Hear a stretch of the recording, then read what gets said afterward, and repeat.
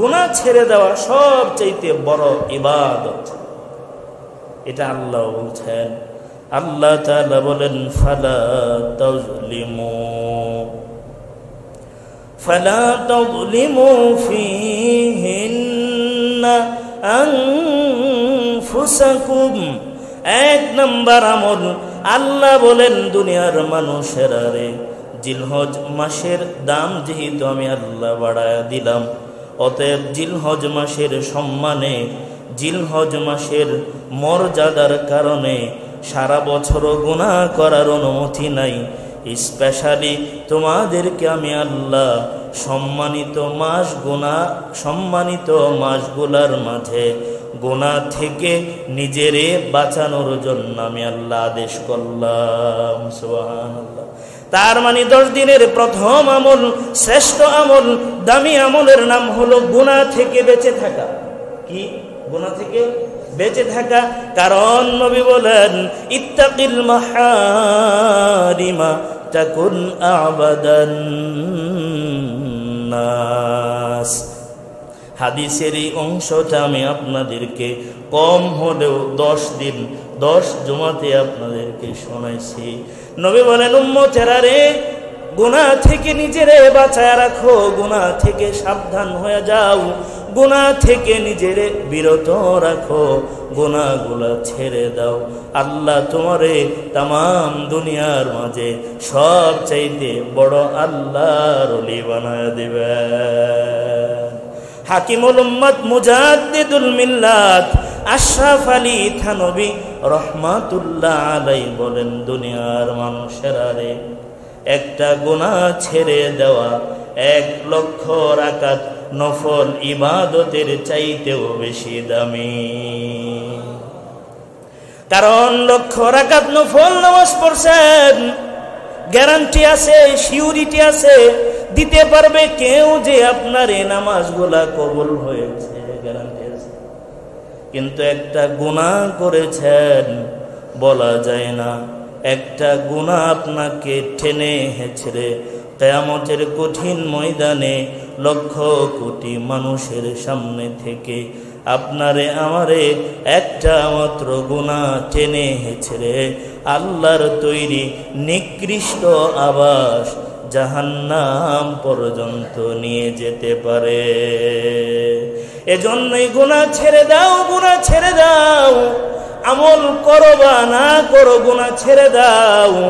এই ফিতনার জামানার মাঝে আমল করার চাইতে বড় ইবাদত হলো গুনাহ ছেড়ে দেওয়া। গুনাহ ছেড়ে দেন, ফরজ ইবাদত করেন, ওয়াজিব সুন্নাতে মুআক্কাদা ঠিক রাখেন। বাকি নওয়াফিল ইবাদত না করলেও আল্লাহ তাআলা ফিতনার জামানাতে আল্লাহর লিস্টে, আল্লাহর তালিকায় আপনার আমার নামগুলা বেলায়াতের মাকাম মানে আল্লাহর প্রিয় প্রিয় মানুষের কাতারে উঠায় দেবেন। আমি আপনি যদি নেক হয়ে যায়, আমল ছাড়াও সওয়াব পাওয়া যায়। সুবহানাল্লাহ। দুনিয়াতে যত ইমানদার মুসলমান যতবার নামাজ পড়ে, যতবার বৈঠক করে, প্রত্যেক নামাজে প্রত্যেক বৈঠকে নেককার যারা, তাদের জন্য আল্লাহর কাছে দোয়া করে। সুবহানাল্লাহ। তাশাহুদের শেষ অংশ আসসালামু আলাইনা ওয়া আলা ইবাদিল্লাহিস সালিহিন। আমিও পড়ি, আপনিও পড়েন, পড়েন না? সবাই পড়েন, একটু পরেও পড়বেন। যতবার নামাজ পড়বেন ততবারই পড়েন। এর অর্থ জানেন, আল্লাহকে বলা হয় আল্লাহ নেককার ইমানদার সালেহিন যারা, সৎ কর্মশীল যারা, তাদের উপরে আপনার শান্তি বর্ষণ করেন। তাম দুনিয়াতে যদি 100 কোটি মুসলমান নামাজ পড়ে, আপনি যদি নেককার হয়ে যান, আপনি যদি সৎ আর অনেস্ট হয়ে যান, তবে 1 কোটি মানুষের নামাজের ভেতরের দোয়ার মাঝে আপনার নামটাও আছে। 1 কোটি মানুষ তাশাহুদের শেষে বলেছেন আসসালামু আলাইনা ওয়া আলা ইবাদিল্লাহিস সালিহিন। আল্লাহ যদি দোয়া কবুল করে 100 কোটি মানুষের দোয়া আপনার ভাগ্যে মিলে গেছে। শর্ত হলো নিজের সালেহ বানানো লাগবে, নেক হওয়া লাগবে, গুনাহমুক্ত হওয়া লাগবে, গুনাহ ছেড়ে দেওয়া লাগবে, ভালো ভালো কাজ করা লাগবে, সৎ সৎ কাজগুলা করা লাগবে। তবে 100 কোটি মুসলমানের নামাজের ভেতরে একটা অংশের দোয়ার মাঝে আপনিও আছেন। এজন্য নবী বলেন উম্মতেরা রে গুনাহ ছেড়ে দাও, আল্লাহ তোমারে সব চাইতে বড় আল্লাহর ওলি বানায় নেবে। আল্লাহ তাআলার বক্তব্য জিলহজ মাসে যেন আমরা গুনাহ না করি।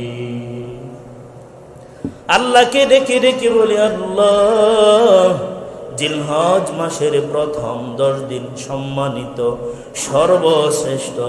এই 10 দিন যাবতীয় গুনাহ থেকে, শয়তানের ওয়াসওয়াসা থেকে, নফসের তাড়না থেকে আল্লাহ আমাদের সবাই রে বাঁচায় দেন, আমিন।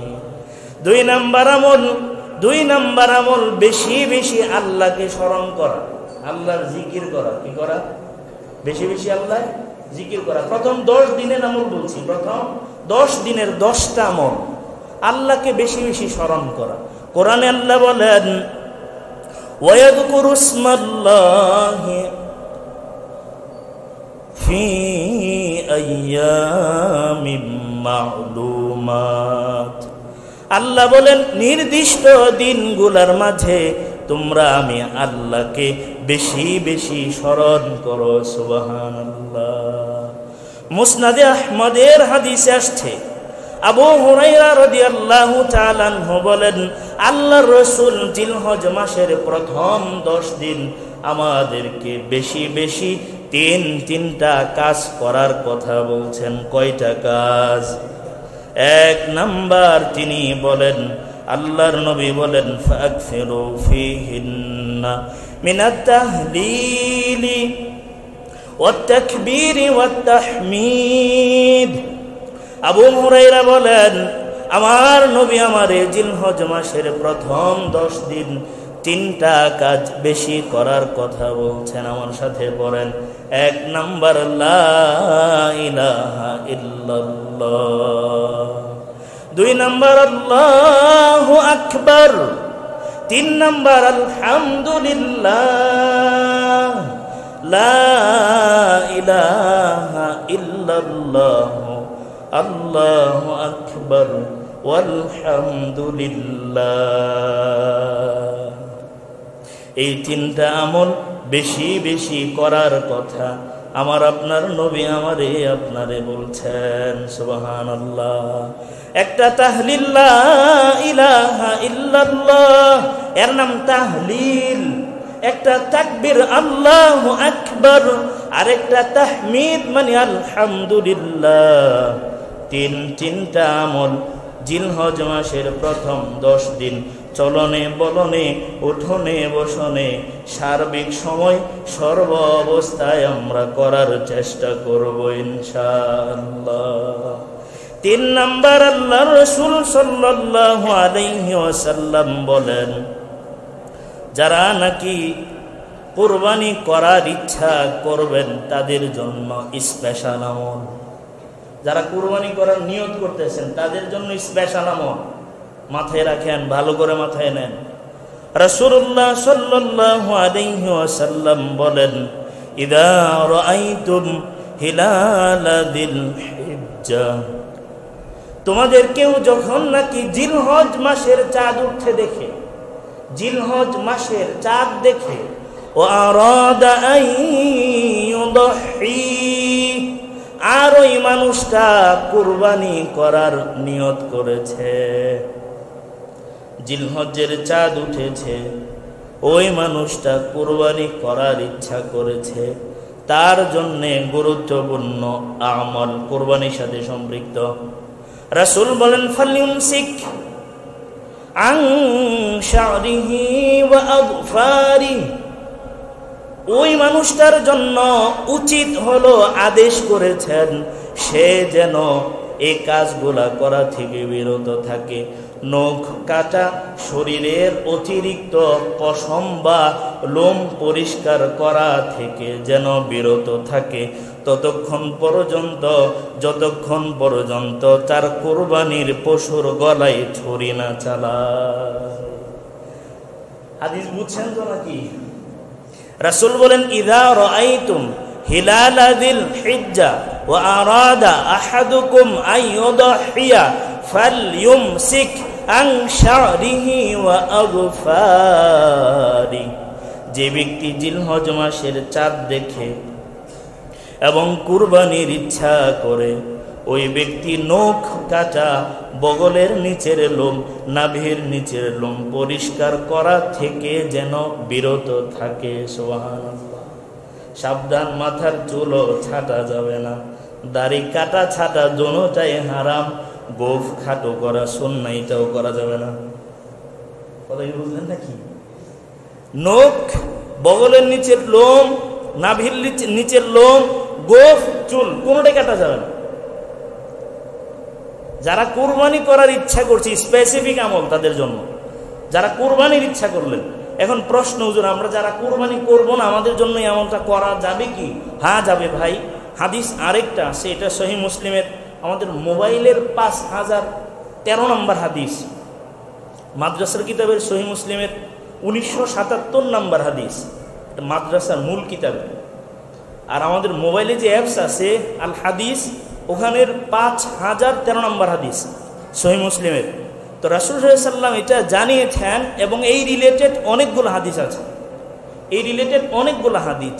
এই হাদিসগুলার আলোকে আমরা জিলহজ মাসে চাঁদ ওঠার পর থেকে কি আমরা ছাড়বো না? চাঁদ উঠলো তো আপনি আর কাটতে পারবেন, মানে আপনাকে টাইম দেওয়া হচ্ছে আগামী বুধবারে চাঁদ ওঠার সমূহ সম্ভাবনা আছে, আসছে বুধবার, আপনি মঙ্গলবারের ভিতরে আপনার কাজ শেষ করবেন। কথা কি বুঝাইছে?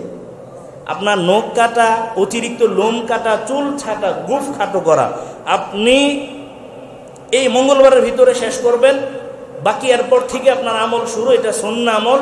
কুরবানি পশু জবাই করার আগ পর্যন্ত আপনার আমল, কুরবানির পশু জবাই করার পরে আপনি এগুলো কাটতে পারবেন। এখন প্রশ্ন হইল যে হুজুর আমাদের কিছু কিছু মানুষ তো দেখা গেল এমন অনেক লম্বা সময় হয়ে গেছে, সময় পাইছে না অতিরিক্ত লোম পরিষ্কার করতে। এটা অনেক মানুষ আছে, আল্লাহ আপনাদেরকে সহি বুঝদান করুন। রাসূলের সাহাবী আনাস রাদিয়াল্লাহু তাআলা আনহু বলেন, আল্লাহর নবী আমাদেরকে অতিরিক্ত লোম নাভির নিচে, বগলের নিচে 40 দিনের ভেতরে কাটার কথা বলছেন। কতদিন? এখন আপনাকে আমি আরো 10 দিন বাইধা দিলাম, আপনার ওই দিক দিয়ে 35 হয়েছে, এদিক দিয়ে গেলে তো আপনার কবিরা গুনাহ হবে। এর অতিরিক্ত 45 দিন গেলে তো আমার গুনাহ হবে। আমি আপনাকে এটা বুঝাই নাই কেন? তার মানে যারা নাকি আগে থেকে কাটেন নাই এবং এই 10 দিন মানতে গেলে আপনার দেখা যায় হারাম হবে, তারা অবশ্যই কেটে ফেলবেন। কথা কি বুঝাইছে? কিন্তু যারা নাকি এরকম না, 10 দিনের আগে কাটবেন, এরপরে 10 দিন এগুলা রেখে আপনি আমল করবেন। এবার আপনাকে যেমনই দেখা যায়, বুঝেন না, যেমনই আপনারে দেখা যায় এর ভেতরে আপনি আমল করবেন। আল্লাহ তাআলা এই আমলটা আমাদের করার তৌফিক দান করুন, আমিন।